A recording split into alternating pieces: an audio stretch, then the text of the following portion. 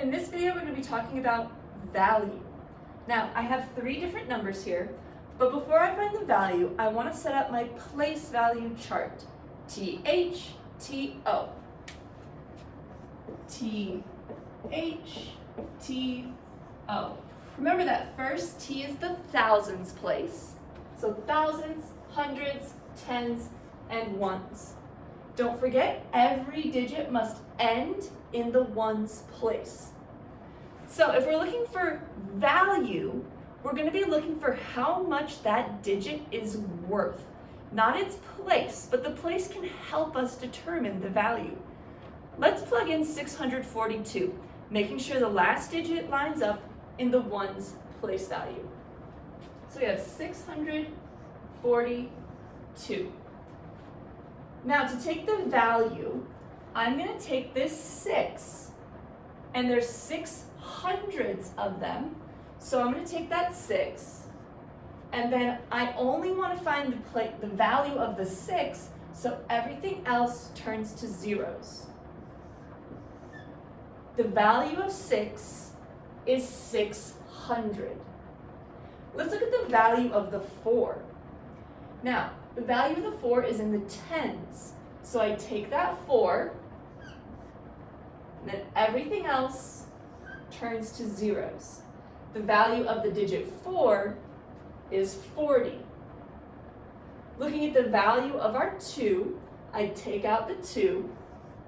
There's nothing to the right to turn to zeros, so the value of 2 is just 2.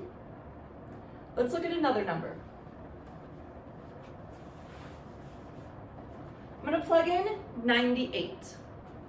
Again, my last digit must line up in the ones column. 9 is in the tens. I'm going to take out that 9. Everything to the right becomes zeros. The value of 9 is 90. Taking out 8 to find the value. Nothing is to the right, so the value of 8 is 8. Looking at our last example, I'm going to take 1023 and put it in my chart. 1023. For the value of the 1, I'm going to take out that 1. Everything to the right turns into zeros. So the value of my 1 is 1000. The value of this 0 in the hundreds place is just 0. That one stays as just a 0 for the value. Looking at our 2, 2 is in the tens. I take out the 2. Everything to the right becomes zeros. So the value of my 2 is 20. Looking at the value of my 3, I take out my 3. Everything to the right, which there isn't, would turn to zeros.